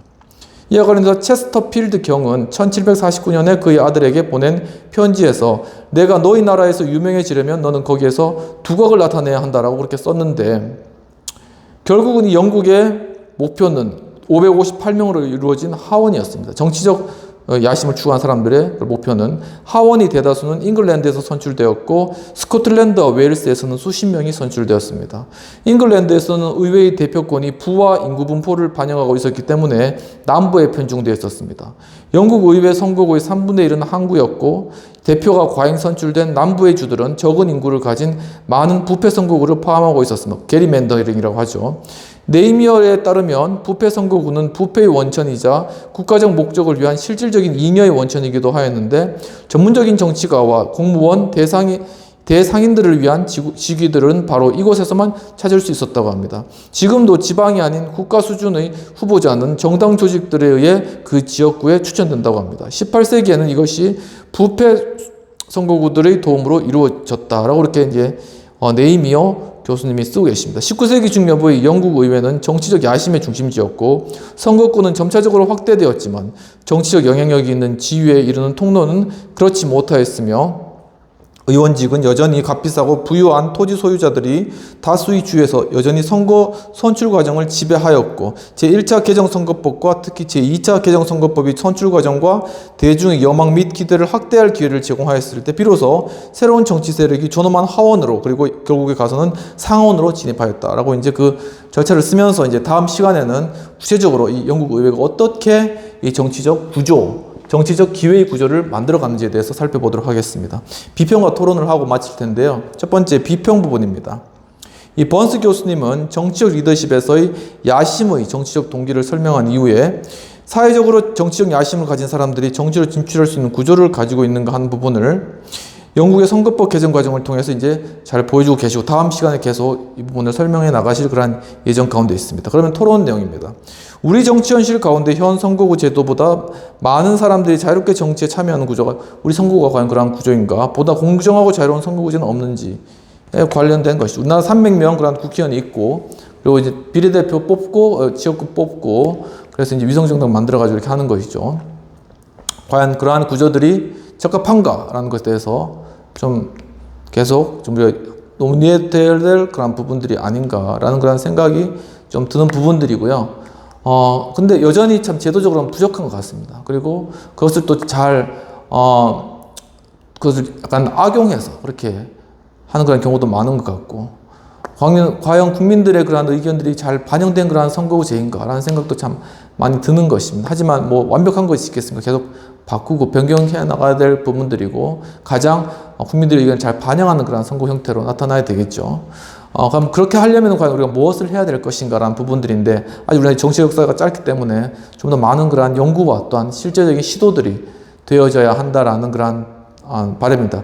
무엇보다 중요한 기준들은 좀 다양성이라는 측면에 있어서 보장되어야 될 것 같고요. 그리고 전체적인 전 국민들의 그런 어떠한 호감도라든가 의견들이 많이 반영돼야 될 것입니다. 또한 그뿐만 아니라 각 지역구에 대한 부분들도 분명히 강조되어서 정말 이 각 지역에서 그 지역을 대표하고 그 지역의 의견을 수렴해 줄 수 있는 그런 대표들이 또 분명히 잘 선출되어야 된다라는 부분들인데, 그것들이 되기 위해서 또한 한 가지는 각 정당에서 추천하는 그러한 어떤 공천의 과정, 그 부분들도 함께 좀 심각하게 좀 진지하게 생각해야 될 부분들이라는 것입니다. 결국은 우리가 어떤 정당의 표를 많이 얻는 것이 목표죠. 그것을 위해서, 그리고 또한 그것을 또한 뛰어넘어서 정말 자신의 어떤 지역구에서 그것을 지키고 관철시키고 또한 그것을 발전시킬 수 있는 그런 후보들, 정말 그 지역이 원하는 그런 후보들이 선출되어서 그래서 선거에 입후보하고 선출될 수 있도록 하는 그런 구조를 과연 어떻게 만들어갈 것인가 함께 생각해보고 논의해야 될 것인데, 그건 비록 비단 어떤 정치에 관련된 어떤 정당에 관련된 그런 고위에 있는 분들뿐만 아니라 우리 모든 국민들이 함께 생각해야 될 그런 부분이라고 생각합니다. 오늘 또 이렇게 긴 시간 수업에 참여해주셔서 감사드립니다. 또 한 주간 또 날씨가 많이 더워졌는데 날씨는 또 좋은 것 같습니다. 하지만 또 장마가 온다고 그러는데 이런 변화하는 그런 환경 가운데서 잘 건강 유지 잘 하시고 다음 주에 또 반가운 얼굴로 뵙도록 하겠습니다. 감사합니다.